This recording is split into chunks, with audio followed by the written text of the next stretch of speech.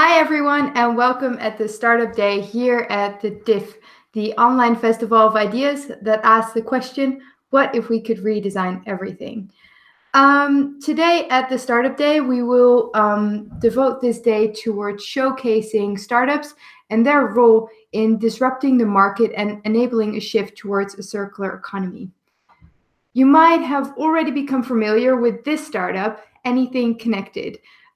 We published their pitch video yesterday, and today at this session you will hear a bit more from founder and CEO Frederik Westerhouwer van Meteren. Welcome to this session, Freek. Hi, thank you for having me. So first question is, what is your story? Who is Anything Connected and what do you guys do? Yeah, so thank you. So Anything Connected, we've developed basically a sensor sticker. This is what it looks like. And you can stick it onto any object to see when that object will break down. And with that, we basically predict maintenance on any object. It can really be any object, but right now we focus on complex machinery, such as production lines and heating systems. But we also look into bridges because since the incident in Italy where a bridge broke down, and not only a lot of money was lost, but also people lost their lives, infrastructure maintenance has also become a big topic. So in short, that's what we're about. And what kind of, because you came up with this idea, what kind of opportunity was it based on? Did you see something like an opening in the marketplace where you thought, I'm going to hop on this opportunity, or was it more driven from an innovation point of view? I think it was really driven from an innovation point of view. So originally, I was looking into the Internet of Things, and we were actually looking into how can we create this network of different products. And we realized that the barrier is really high for companies to add a connected product to the whole. So because of that, we decided to, we figured, hey, how cool would it be if we would have a sticker that you can stick onto anything to see, to make it connected. And with that, we, at the time, I was also looking at or learning about the circular economy. And I realized that when using sensors, you can actually start recognizing the use of products. And with that, know how they're used and actually about their whole lifetime. And then we realized, what if we can make any object connected, and with that, start being much smarter about maintenance, and with that, exclude a lot of waste, actually all waste, because you really know, you can pinpoint the exact moment at which a device or an object turns, I guess, into waste, because you're seeing exactly when it turns into from being used into not being used. And with that, if you can really, if you can make it really easy to make objects connected and start learning that, then you can eliminate basically any time something becomes waste, because you can prevent it. You can predict when it happens and prevent it.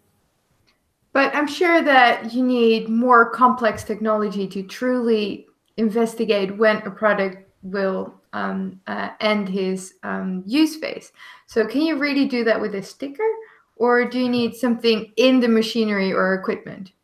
So that's actually the thinking that most companies have right now. It's that we need to do a lot of research for our specific case, invest years of research into figuring out how we can learn these things. But because of that, the challenge becomes so big, and it becomes so difficult to prove whether you're actually doing this in a viable way that companies don't even start to do that.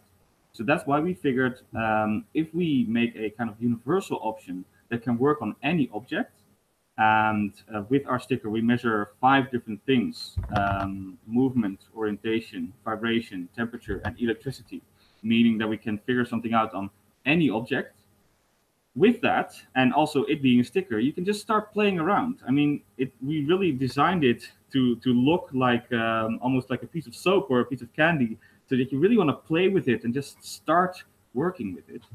And because of that, we expect that companies don't have to go into that big long process, but instead can just start with learning, and then from there on, we can always go better and make more specific technology that works within a very specific case. But in most cases, we just need to start.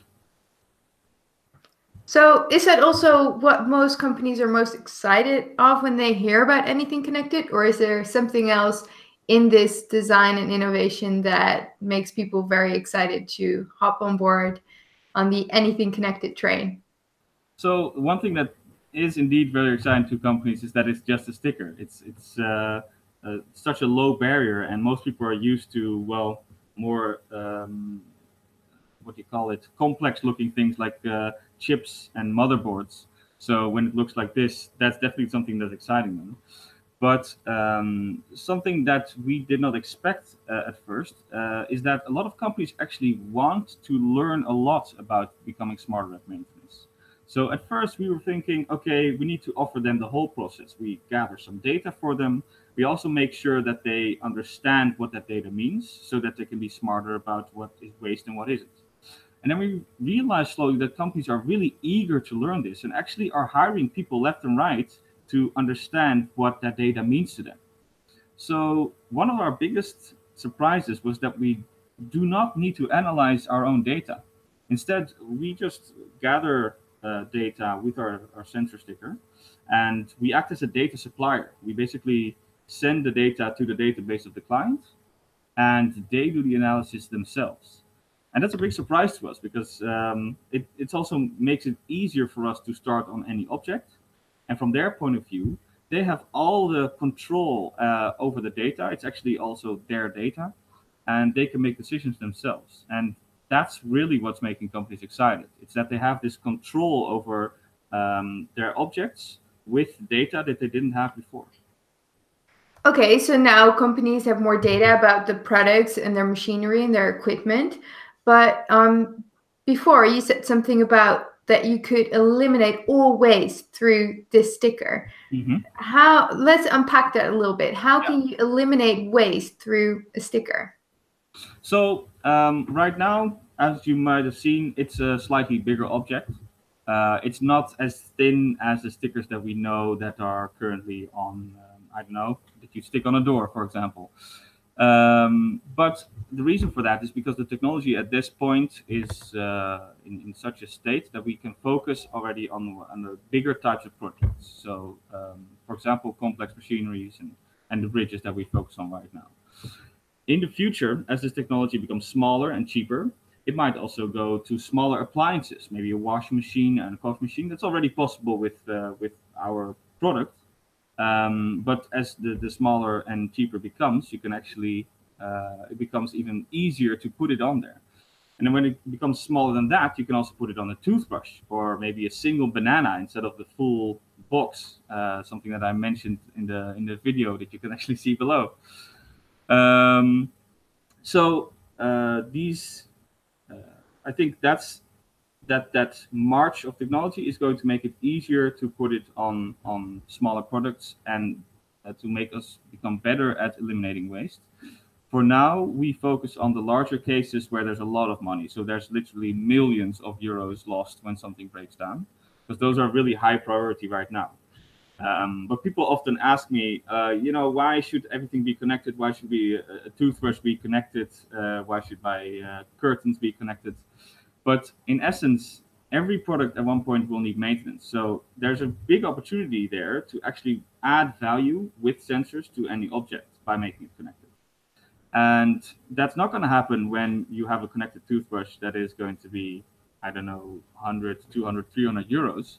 But if the sensor technology gets close to a couple of cents, then suddenly the adding some technology like that to a small object like a toothbrush will be feasible and will not be making it too much more expensive. And at the same time, you suddenly can change your toothbrush will suddenly tell you when it will need to be replaced instead of you using it for a long time after your dentist would have probably advised you to throw it away. So these things might sound far off because they're quite expensive right now. But with this product, we are entering the, I guess, trajectory towards making things connected cheaper and lowering the barrier for also smaller objects where there is right now a huge part of the waste. So to summarize a little bit, You mentioned eliminating, or I mentioned eliminating all of the waste. Right now, we're starting with the biggest biggest objects, wasted objects. But by setting in this trend of lowering the barrier and eliminating costs, we are actually towards eliminating all waste. So let's unpack that example of a toothbrush. Yeah, sure. What kind of data do you need about the toothbrush to know that you need to replace it? And how can you collect that through that sensor that you developed?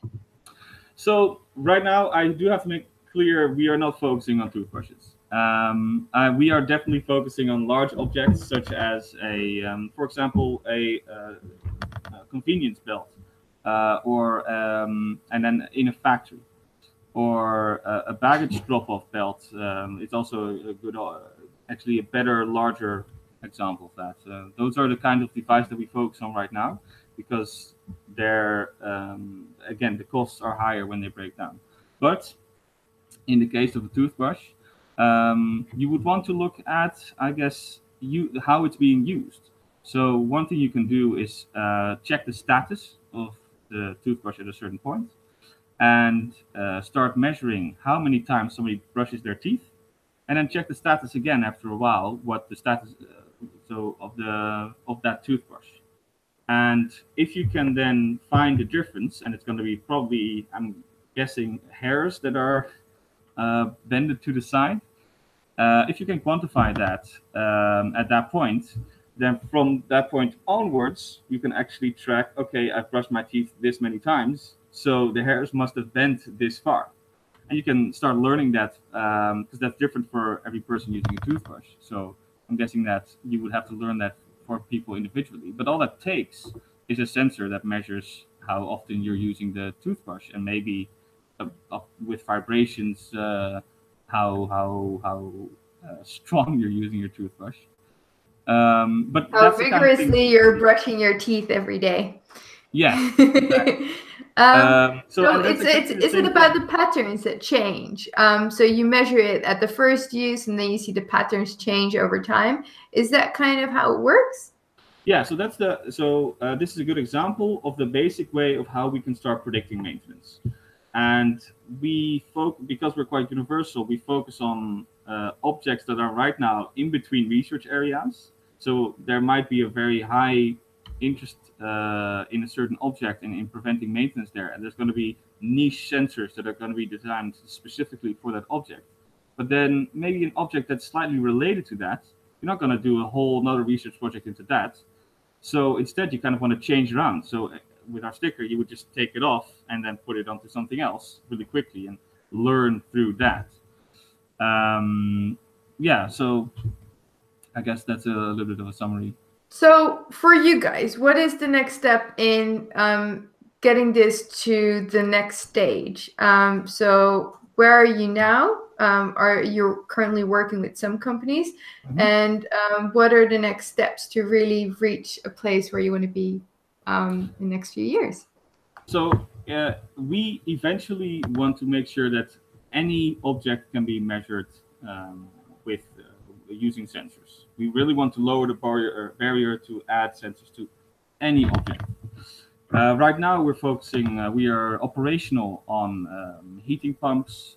We're operational on a bridge actually here in the Netherlands, together with the government. We're also working on another bridge in another part of the Netherlands with actually the maintenance companies that are responsible for those bridges, because that's not the government, that's other companies. And with that, we're getting so much attention from those first projects that we are already a little bit overwhelmed with where all the places we can go. But to go to such an industrial scale, we, I guess, need more companies to understand how easy it is to start. So once companies are starting to understand that you don't need to invest a lot in sensor development, you don't have to start buying things from China and start figuring out yourself how sensors work. But once you start to understand that you really quickly need to start gathering data before you can understand what the use is of that data, then we can really quickly start testing things iteratively, but really in a design thinking manner. And from that, grow to the industrial size that we think we can cater to. So what does scale mean to you? Do you want to scale up to a very large size, or do you want to be a bit more niche and develop your product for a bit longer? How do you see that in the next couple of years? In the next couple of years, we will first focus on larger companies that want to do analysis themselves, but we intend to actually scale to every object in the world. We have a high ambition like that, and that will also mean that in the future we might add new sensors or introduce a variant with a different connectivity protocol or a different type of battery.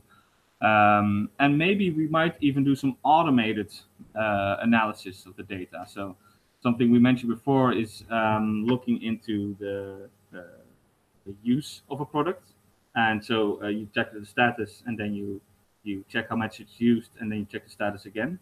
But a step further is actually understanding what the pattern is. So if it's normally like this, and suddenly it's more like that, there's a difference in pattern, but it's not like there wasn't a pattern before and now there is. So that nuance is what we're constantly working on, and to make sure we better understand how to predict maintenance. That sounds amazing, Freek. Thank you so much for joining the Startup Day here at the Disruptive Innovation Festival. For all the people that are now watching, thank you for watching. Hand in all your questions on the session page, or use hashtag ThinkDiff on Twitter, and check out the website of Anything Connected. So next stop is another startup at this Startup Day during the DIF. Stay tuned, and we will be live very soon again. Thank you. Thank you.